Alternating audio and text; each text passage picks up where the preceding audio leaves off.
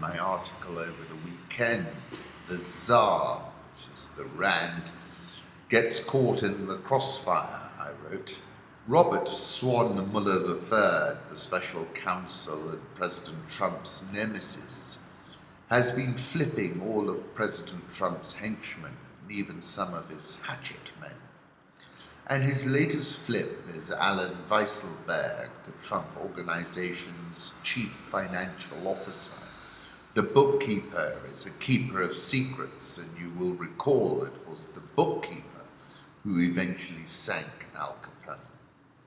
Weisselberg has been given an immunity deal. This follows hot on the heels of the news that Trump's attorney, Michael Cohen, had turned on his former boss after a conversation with his father in which the elder Cohen told his son that he did not survive the Holocaust to have his name tarnished by the US president.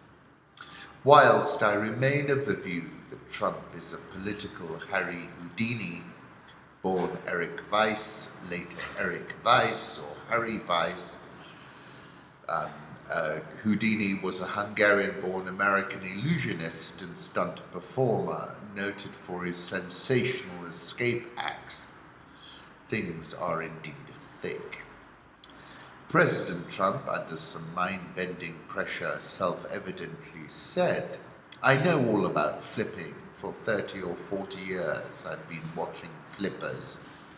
Explained in an interview with Fox News, Trump lashed out again and again at those he described as rats. President Trump is a linguistic warfare specialist. Who can forget the names he gave his opponents?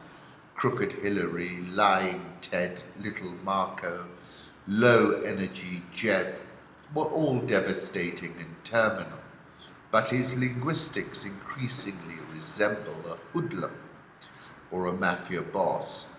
Anyway, this is the domestic US backdrop. I have asked Secretary of State Pompeo to closely study the South Africa land and farm seizures and expropriations and large-scale killing of farmers, tweeted Trump. Senator Corker characterized Trump's South Africa tweet as a base simulator. Well, there are portions of those who support the president that are, I'm sure, that generates excitement. I mean, it's, you know what I'm saying. President Trump evidently studied the U.S. Army War College Quarterly of 1997. The U.S. officer assigned to the Deputy Chief of Staff, charged with defining the future of warfare, wrote, "One of the defining bifurcations of the future will be the conflict between information masters and information victims. This information warfare will not be couched in the rationale of geopolitics the author suggests, but will be spawned like any Hollywood drama out of raw emotions, hatred, jealousy, and greed. Emotions rather than strategy will set the terms of information warfare struggles." 47 farmers were killed in 2017 to 2018, according to statistics from Agri-SA. However, the same figures show that farm murders are at a 20-year low. My point is we exist in a post-factual world, and President Trump is the contemporary politician who has understood this intuitively, if at times viscerally. The Rand dropped more than 1.5% against the dollar in early trade on Thursday before recovering a little.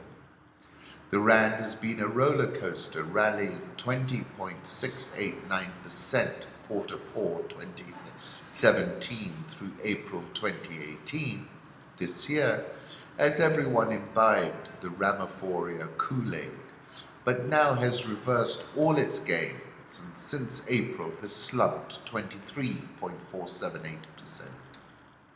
If this goes fully fledged, and it might well because it plays like sweet music to President Trump's base, then I think the Rand is at risk of a precipitous asymmetric downside move as far as 17 to the dollar, Traders might consider buying 1-year maturity, one-touch puts on the rand with a 17 strike.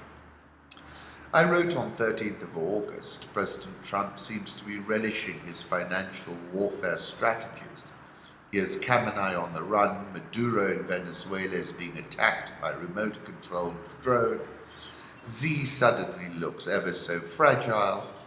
Of course, he has given President Erdogan a fearful hiding as well. I reckon Trump has Cyril and Julius for breakfast, and Julius's natural bent is to escalate. Julius Malemo, who's led calls, of course, for the seizure of white-owned land, told Trump to keep out of the debate. We want to send a strong message to the US to stay out of South Africa. You have caused enough problems in Africa, he told journalists. President Ramaphosa's spokeswoman said Trump was misinformed. Ramaphosa had announced on August 1 that the ruling African National Congress plans to change the constitution to allow the expropriation of land without compensation. Steve Hofmeyr, a South African musician who is a foremost crusader for white right-wing causes, is speaking of a white genocide in South Africa. Data from the International Institute of Finance, an authority on global portfolio flows, this week showed $800 million bled out of South African bonds from the start of the month up to August 17, more than any other emerging market, including Turkey. Between January and June, foreign investors sold $2.5 billion worth of South African bonds, the highest sell-off on record.